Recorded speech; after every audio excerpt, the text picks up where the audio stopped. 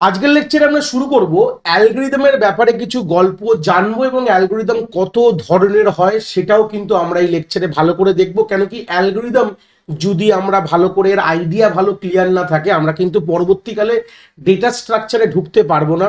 তোমরা এই ভিডিওটা দেখছো কিন্তু ডেটা স্ট্রাকচার প্লেলিস্টে, মানে এই যে ভিডিওটা আমি করছি এটা কিন্তু ডেটা স্ট্রাকচার শুরু করার কিছু বলতে পারো আগাম বলতে পারো, যেটা আমাদের দরকার আছে। এগুলো না জানলে কিন্তু আমরা ঢুকতে পারবো না ডেটা স্ট্রাকচারের ব্যাপারে। তো প্রথমে আমি বলি বেসিক বাংলা ভাষায় যদি বলতে হয় অ্যালগরিদম কথাটার মানে কি, যদি এই কথাটুকু বলি, অ্যালগরিদম কথার মানে হচ্ছে কোনো প্ল্যানিং করা, প্ল্যানিং টু ডু সামথিং। দেখতে পাচ্ছ স্ক্রিনে কোনো কিছু প্ল্যান করছি, ধরে নাও তোমার কোনো একটা সমস্যা দেওয়া রয়েছে, তার তুমি সমাধান করবে। এই যে তুমি ভাববে, এই যে তোমার স্টেপ বাই স্টেপ অ্যাপ্রোচ হবে, যেটা তুমি ভাবলে যে এইভাবে এইভাবে করলে আমার এই সমস্যার সমাধান আমি কিন্তু করে ফেলবো। তো এই যে ভাবনাটা তোমরা যদি খাতা কলমে ইংলিশে লেখো, বা বাংলায় লেখো, কিন্তু অ্যালগরিদম বলে ইংলিশে লিখতে বলে, বা তোমরা বাংলায় লিখতে পারো বা তোমাদের রিজনাল ল্যাঙ্গুয়েজে লিখলে, এই যে তুমি লিখলে স্টেপ বাই স্টেপ যে প্রবলেমটাকে সলভ করবো, এটাকেই কিন্তু বলা হয় হচ্ছে অ্যালগরিদম। যদি একটা এক্সাম্পল বলি যে আমি চা বানাবো, তো চা কিভাবে বানাবো? প্রথমে তোমাকে একটা বানানোর জন্য একটা কুকিং ইউটেনসিল নিতে হবে, মানে যেটা হয়তো গামলা হতে পারে, যে কোনো কিছু হতে পারে, নিলে তুমি ডেস্কি হতে পারে। তার উপরে জল দিলে, জলটা গরম হলে চা পাতা দেবে, চিনি দেবে, দুধ দেবে, এইভাবে নাড়াবে, এইভাবেই কি হয়ে যাবে? চা হয়ে যাবে, ছেঁকলে চা হয়ে যাবে। তো এই যে একটা সমস্যা ছিল চা বানানো, তার সমাধানগুলো আমি বললাম, এটাকেই যদি আমরা খাতায় লিখি এটাকেই বলা হবে one kind of algorithm. If you write your plan বা our plan in simple English step, মানে এটা যেটা বললাম যে সিম্পল ইংলিশ ভাষায় যদি আমরা লিখে রাখি তখন তাকে কি বলা হয়? অ্যালগরিদম বলা হয়। এটা আরেকটা শব্দ, আরেকটা এর যদি ডেফিনেশন দেয়, step by step approach to solve a problem. Step by step আমরা কিন্তু এই প্রবলেমের সলিউশনের দিয়ে যাচ্ছি, এটাকেই কি বলা হয়? অ্যালগরিদম বলা হয়। এবার আমরা চলে আসবো টাইপস অফ অ্যালগরিদম। খুব ইম্পর্টেন্ট পার্ট কিন্তু এটা না জানলে কিন্তু আমরা পরবর্তীকালে data structure, design, analysis of algorithm এগুলোর দিকে যেতে পারবো না।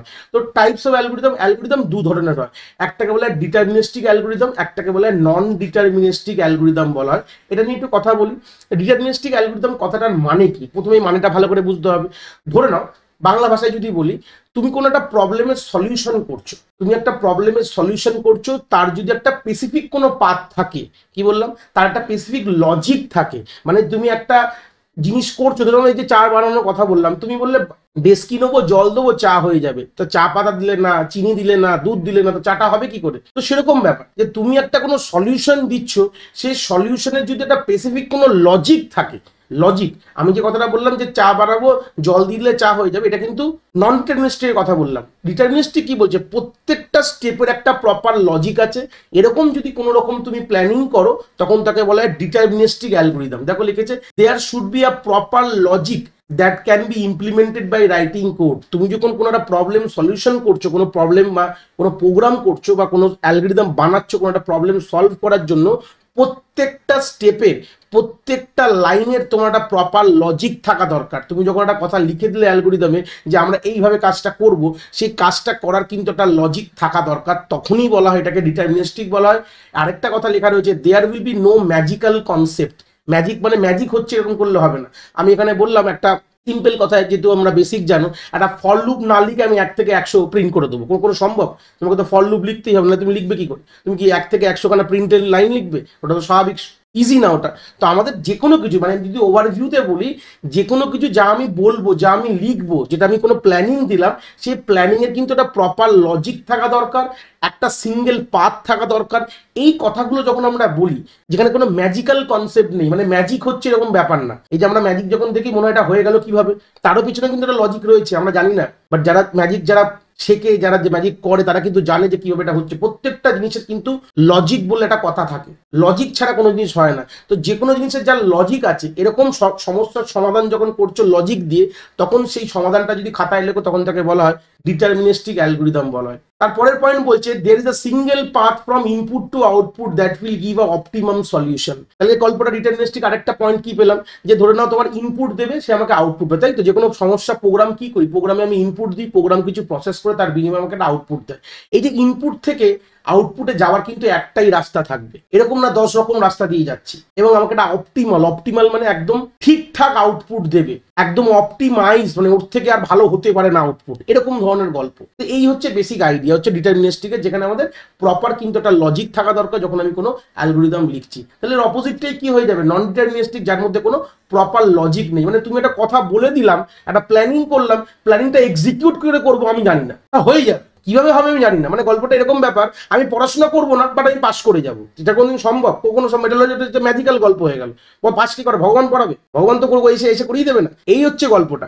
যে কোনো কিছু তো একটা প্রপার লজিক, যে কোনো প্ল্যান করলে আমার সামনে পরীক্ষা, আমাকে পড়তে হবে, একদম প্ল্যানিং করে পড়াশোনা করতে হবে। যদি এরকম করতে হবে তাহলেই গিয়ে কিন্তু তুমি পাস করবে, না আমি পড়বো না, আমি পাবজি খেলবো, অটোমেটিক কখনোই কিন্তু পাস করতে পারবে না। এই হচ্ছে বেসিক কথা।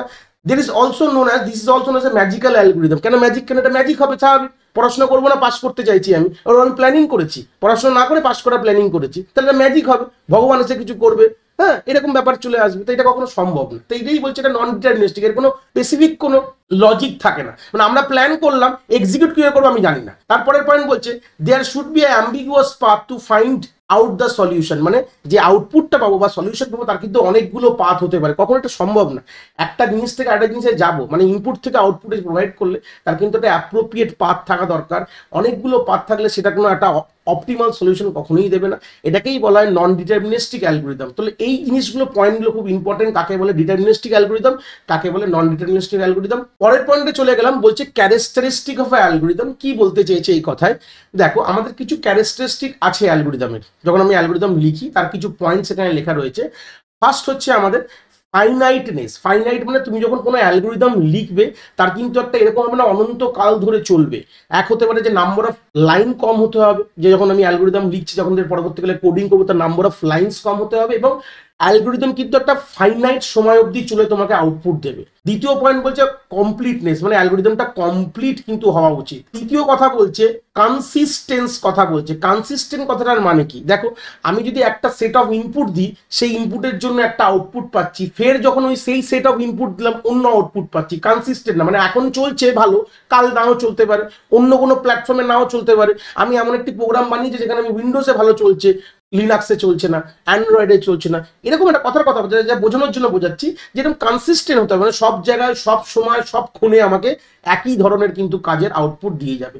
4 নম্বর হচ্ছে ডিফিনাইটনেস। ডিফিনাইট কথাটার মানে কি? যে নির্দিষ্ট জিনিস কিন্তু আমাদের একটা সলিউশনের দিকে কিন্তু আমাকে নিয়ে যায়। এফেক্টিভনেস 5 নম্বর বলছে। এফেক্টিভনেস কথাটার মানে কি? যে কোনো যখন আমি অ্যালগোরিদম যখন আমার চলছে বা অ্যালগোরিদম লিখছি, সে কিন্তু একটা এফেক্টিভ আউটপুট কিন্তু তোমাকে দিয়ে যাচ্ছে।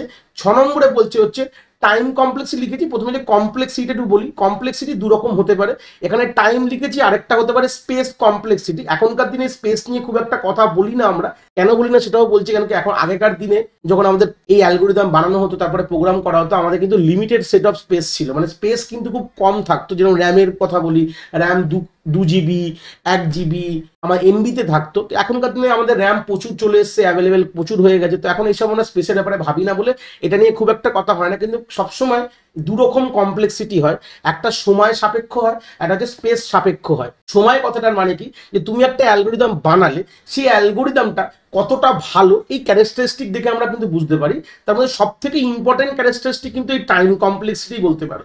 যে ধরে নাও তুমি একটা অ্যালগোরিদম বানালে যে সময়টা লাগবে, আমি যখন ঘন্টায় বলি বা মিনিটে বলি, পরে আমরা গিয়ে স্পেসিফিক মাপার এই যে ইনস্ট্রুমেন্টগুলো শিখবো পরের লেকচারে। তো আমি যদি কথার কথা বলি, তুমি একটা অ্যালগোরিদম বানালে তোমার 15 মিনিট লাগছে একটা প্রবলেমকে সলভ করতে, আমি একটা অ্যালগোরিদম বানালাম যেটা 5 মিনিট লাগছে, তাহলে কোন অ্যালগোরিদমটা আমরা অ্যাকসেপ্ট করবো?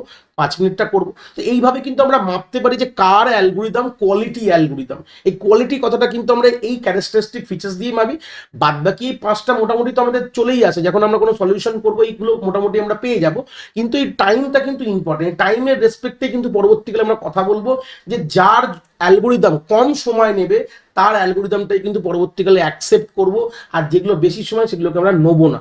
এইভাবে কিন্তু আমাদের মাপা হয়। স্পেসও একটা বড় কথা, যে কতটা স্পেস নিচ্ছে। তুমি যখন কোনো অ্যালগোরিদম চালাচ্ছ, তোমার যে এক্সিস্টিং যে মেমোরি স্পেস কতটা অকুপাই করছে, এটাও কিন্তু মাপা হয়। কিন্তু এখনকার দিনে স্পেসটা যেহেতু খুব একটা ইম্পর্টেন্ট ফ্যাক্টর না, কেন কি আমাদের স্পেস প্রচুর রয়েছে, সেই সূত্রে এই ব্যাপারে কোনো কথা বলি না।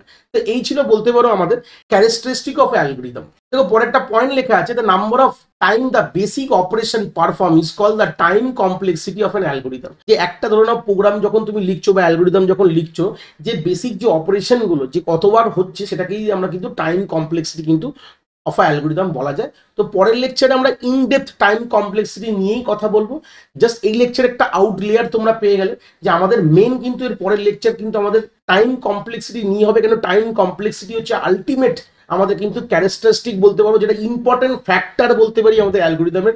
টাইম কমপ্লেক্সিটি যদি আমরা মাপতে না জানি আমরা কিন্তু কোনোভাবেই এগাতে পারবো না, কারণ কি আমাদের আলটিমেট কি করতে হবে কম্পিউটার সায়েন্সে, আমাদের কিন্তু অ্যালগরিদম কিন্তু ডিজাইন করতে হবে এবং মাথায় রাখতে হবে যে আমাদের অ্যালগরিদম কতটা অ্যামাউন্ট অফ সময় কিন্তু নিতে পারে, এটাকেই জাজ করা, কি করে ফাইন্ড আউট করা, কত রকম প্যারামিটার্স রয়েছে, মাপবোটা কি করে, যে আমরা মাপি না কেজি গ্রাম, মাপবোটা কি করে, তো এর মাপার কি কি ইউনিটস আছে সবগুলো কিন্তু আমরা মোটামুটি এর পরের লেকচারে কিন্তু ডিসকাস করবো।